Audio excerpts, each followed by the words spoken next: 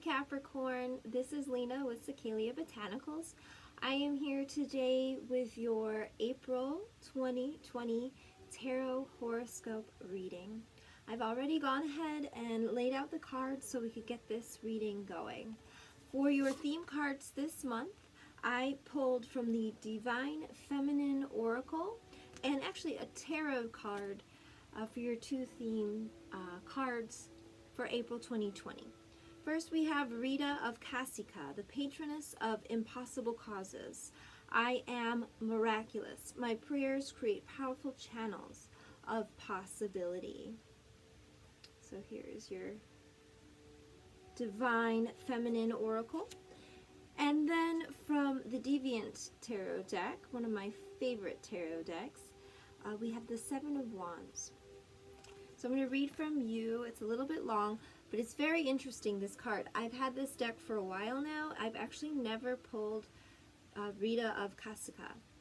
So she is actually a woman that did exist in Italy. She is the patroness of impossible causes. I am miraculous. My prayers create powerful channels of possibility. Santa Rita of Capricorn's life demonstrates the power of prayer to shift even what appears to be an impossible cause. She was born Margherita Lotti in 1381 in Italy to noble parents. She is associated with bees because as a child it is said they swarmed her but never stung her. And bees are symbolic of Mary and of the diligent work that must be done to gather honey, or the immortal sweetness of Christ's love. Although Rita wanted to enter a convent, she was forced to marry Paolo Mancini and had her first child at age 12. Her husband was a wealthy nobleman who had many enemies in Capricorn. Rita endured abuse and infidelities, but through prayer and kindness, she converted him to Catholicism. He then renounced the family feud known as La Vendetta. Even though Paolo had become a new man, a member of the feuding family murdered him for his previous acts. Rita's two sons wanted to avenge their father's death, but before they could, both died of dysentery. After the death of her husband and sons, Rita wanted to enter the monastery of Saint Mary Magdalene in Capricorn. She was given the condition that her family had to reconcile with the family that had killed her husband before she could gain entrance. Rita prayed to her patron saints John the Baptist, Augustine of Hippo, and Nicholas of Tolentino to assist her in creating peace between the two rival families. The bubonic plague was ravaging Italy at that time and happened to take several members of both families. This was enough hardship that they agreed to relinquish the feud. Rita entered the St. Mary Magdalene Monastery at the age of 36. Catholic legend says that she was transported into the monastery by her three patron saints via levitation. And legend also relates that while she was meditating on Christ at age 60, a ray of light pierced her between the eyes.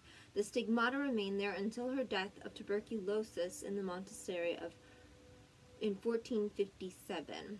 So when your soul selects her cards, despite popular belief, Santa Rita isn't about suffering or martyrdom. Not in this context. Here she is about the miracles that happen when we choose to be steadfast about something or someone. This does not mean remaining in a situation that is harmful to us. It means knowing that we can believe anything is possible and that everyone is ultimately forgivable. Because forgiveness isn't about someone else, it's about freeing ourselves. We might have to draw fierce boundaries and possibly never see this person again, but we can pray from any distance that a light larger than our own transforms them, that a love that's greater than what we alone can hold and have for them might offer them a new life. Saint Rita is asking us foremost to never give up on what we want for ourselves, and she's suggesting that the path to what we desire is in our belief that what is still possible. We might not know how or when things will align for us, but we can participate in a deep prayer, a bone trust that at some point what we most desire will arrive. So soul voice meditation is, what do I believe is possible for my life. And intention is I am miraculous. My prayers create powerful channels of possibility. So that was a long little blurb about that card, but I thought it was interesting for these times to read it all. So also the Seven of Wands card as a theme card parallels this quite nicely, or I should say reinforces this quite nicely. The Seven of Wands is about remaining steadfast in your work, in your beliefs, in your character, and perseverance, and knowing that despite the odds, you have the strength and the courage and the skill sets and the resources to get over this one last hurdle, this hill of difficulty. It's about winning despite the odds. So I think that's a very pertinent and powerful message for us, for all of us, but especially for Capricorns, for you, those of you that relate so much of themselves to the work that they do, and possibly having issues with getting enough work or any work at all right now. And with April being potentially so unknown. I do have, in terms of what will happen, it seems like every day or every few days something new arises and changes some major component of our lives, right? So just to go over a few astrological events that are going to be occurring in April, we have on April 3rd, Venus enters Gemini. So Gemini is a more of a chatty and social energy, and Venus being one of love and friendships. I think a lot of us will be having cabin fever. These astrological events apply for everyone, okay, Capricorn? So there's some more curious vibes, curious, like what are people up to?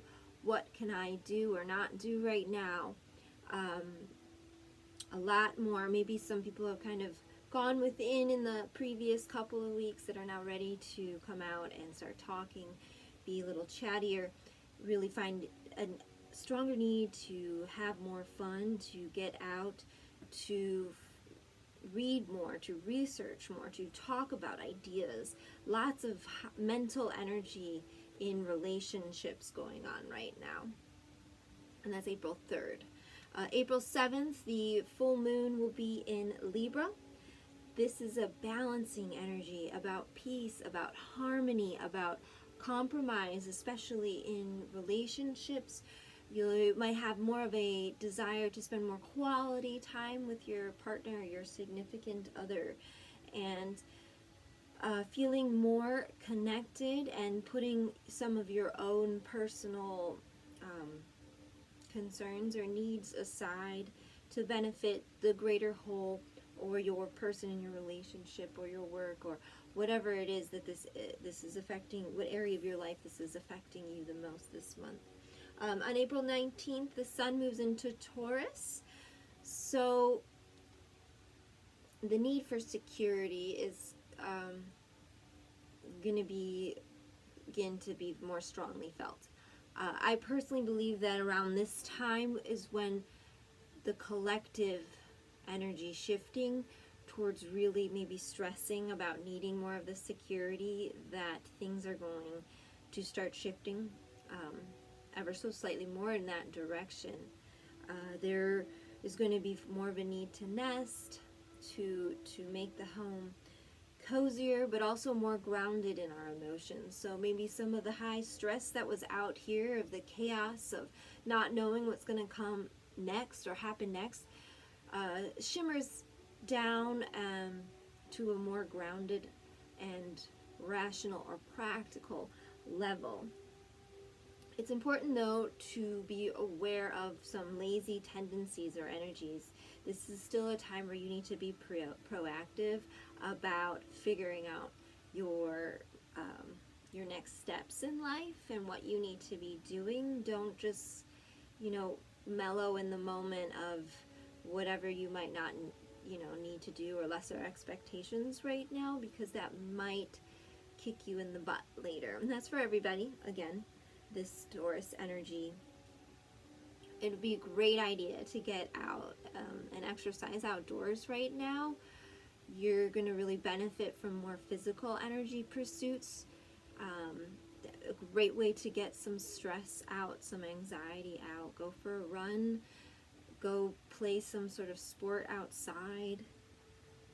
On the 25th, we have Pluto going retrograde in Capricorn. It will be retrograde until October 4th. So Pluto retrograde energy is shadow work energy. It's transformation energy. It's also learning to work with your intuition more. So you might feel you're getting these internal intuitive messages more frequently or more loudly. And this is a great time to listen to those messages. Pay attention to what other aspects of yourself are saying. You might have some issues come up in terms of being that this is in Capricorn, retrograde in Capricorn. Issues revolving around authority, work, finances, and power struggles.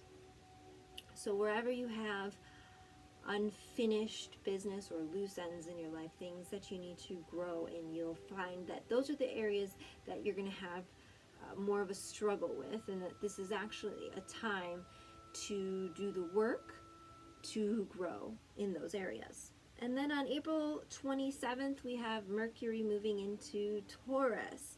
So Taurus is more of a stubborn energy, a much slower moving energy.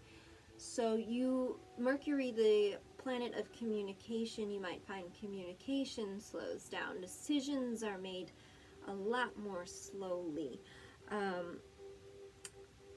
Conversations revolve more around the practical.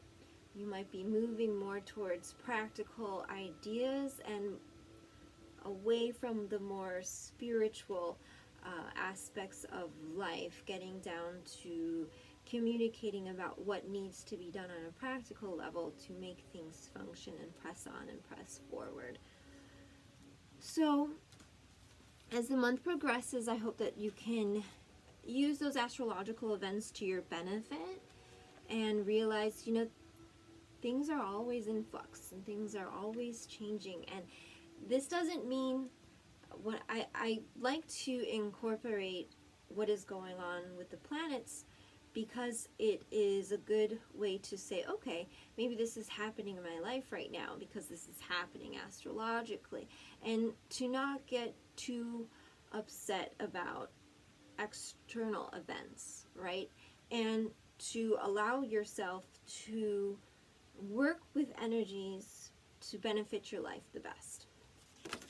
That is my intention anyways. So for your reading, I went back, since this is like a very crazy and I feel very important month for everybody right now. The deck that speaks to me and that I've had the longest is my Shadowscapes deck, and it's well loved. The edges are very worn. I have for you in the present position the Emperor. What is crossing you? The Page of Pentacles. Shortly behind you, the Page of Cups. In your near future, King of Wands. On your mind, the King of Cups, which is interesting because it's a very emotive energy, and Capricorns aren't necessarily known for allowing themselves to be so dominated necessarily thoughts-wise by emotions. Your subconscious, the Fool, very interesting. Advice, pulled 2, 3 of Cups, and 8 of Swords. Your external environments, Ace of Pentacles, some new foundational beginnings. hopes or fears, Six of Cups. And final outcome for April, Queen of Wands. So what does this all mean? So you're actually, interestingly enough, starting off the month Capricorn in a fairly confident and authoritative space, especially relative, I think, to the world at whole. And I think that that's also why you're feeling that. You know internally who you are and what you're capable of, what a hard worker you are, and that this time of uncertainty or hysteria or panic isn't going to get you down. However, what I have crossing you, though, is the Page of Pentacles. So I see something that you are thinking of starting, you don't know how to start. Or, and this is in regards to finances or work, or something you have recently started, like within the last 6 months. You're not sure how to level up and move into the next level yet, or you're stuck, you've plateaued, and you're concerned about how do you get to that next space that you intend to get to. And from what I see, yes, you will. You will get there. It's going to take some passion, some fire, some motivation, but you'll get there. Behind you, the Page of Cups. So some new emotional energy, commitment, internal understanding I'm getting, like connection to a deeper self or more spiritual self, newer to you, that you've just recently gone through. And maybe that is why King of Cups is on your mind. Now, King of Cups might be on your mind as well, because amongst the chaos, you are actually feeling pretty emotionally together, composed, and even coming from a giving place. Feeling, maybe because it is a time where so many people around you are going through so much right now, that change, whatever, you feel like you are a good, strong, stable source to turn to in these times, and has opened you up a little bit more emotionally, or been a little bit more emotionally receptive. I think partially because it's not about your emotions, but nevertheless, I think it's making you feel good. But you are contemplating like a brand new beginning, and this is from your subconscious. So I wouldn't even say thinking about it. You're feeling, you have some feeling like of a reset in some capacity in your life. And what is in your near future, the King of Wands. So something is coming to you that you are passionate about, and passionate about for a long time, that you know, this is not something new to you, or something that you're doubting yourself if you can do it. It's where you've been before, or something you've done before and mastered. Advice would be to celebrate your achievements and your victories and your friendships and your connections, and to find moments of joy and fun and allow yourself those moments. And that a lot of the struggles that you are facing in terms of like where you're being crossed right now, like how you're trying to figure out how to, well, I see, so Page of Pentacles, the Fool, and Ace of Pentacles is like, there's some new foundational energy happening. And with the Ace of Pentacles being in your external environment, there's something happening, not because of you, good or bad, that you've done, that is changing around you. And I think it's good, but you just have to know that it's happening. There's something happening, and you, to a degree, going with the flow. But what you really need to do is to let go of the anxiety, the struggle, because the bonds that hold you down, it's like a Chinese finger trap, is how I see the Eight of Swords a lot of times, but like a more mentally anguishing Chinese finger trap, that the more you struggle, the worse it is. But the thing is, it's very easy to get out of once you know how to, once you know the secret. It's about a personal transformation. It's about seeing yourself differently and seeing your life differently, and the role that you have played and can play in the lives of those around you, but most importantly, for yourself.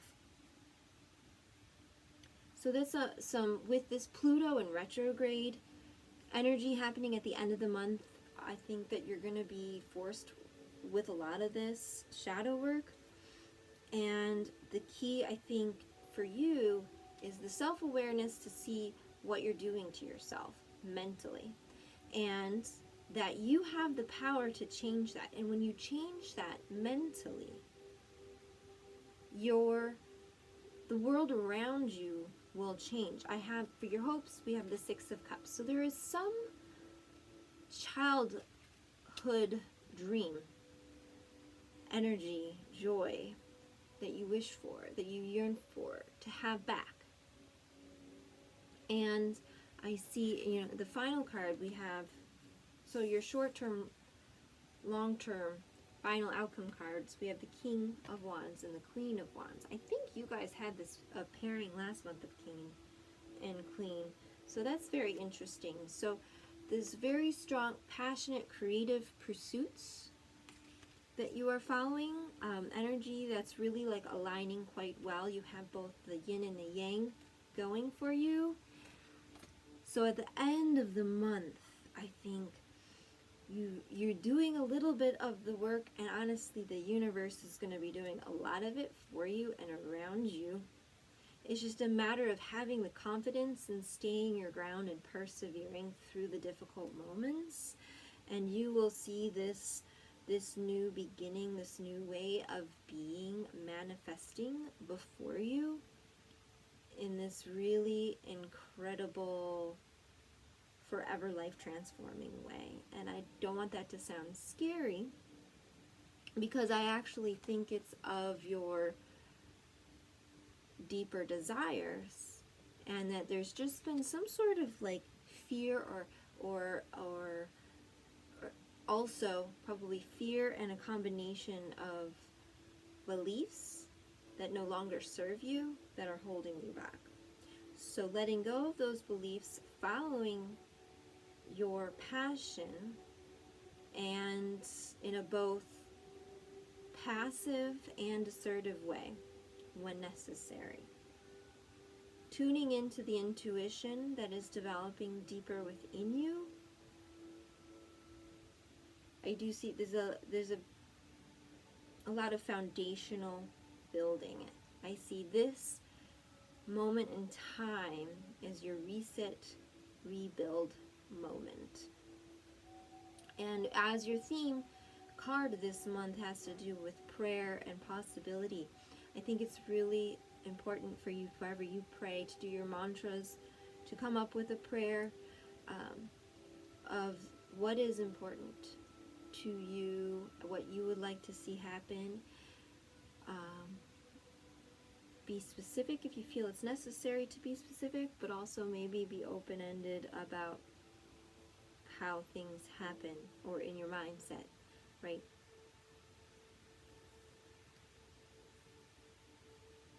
Yeah, well, it's, I think, going to be an exciting month, or an interesting month. A lot of self-work, and definitely there will be some difficult days, and that's okay. So just remember that your perseverance through those days is more important than ever before, and you will get through, and there is a light at the end of the tunnel, and it's transformative, and You'll come out of all of this better than you were when all of this craziness started. So, see you later, Capricorn. Thank you for joining me.